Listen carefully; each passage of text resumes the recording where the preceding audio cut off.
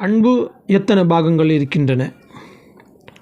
நபிநாயகம் ஸல்லல்லாஹு அலைஹி வஸல்லம் அவர்கள் அறிவிக்கின்றார்கள், அல்லாஹ் அன்பை 100 பாகங்களாக படைத்து அவற்றில் 1 மட்டுமே பூமியில் இறக்கினான். இந்த ஒரு பங்கில்தான் படைப்பினங்கள் ஒன்றின் மீதொன்று பாசம் காட்டுகின்றன.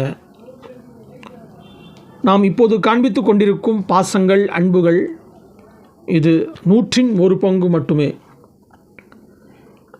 மிச்சம் 99 பாகம் அல்லாஹ்விடத்தில் இருக்கின்றது, அல்லாஹ்வின் பக்கம் இருக்கின்றது.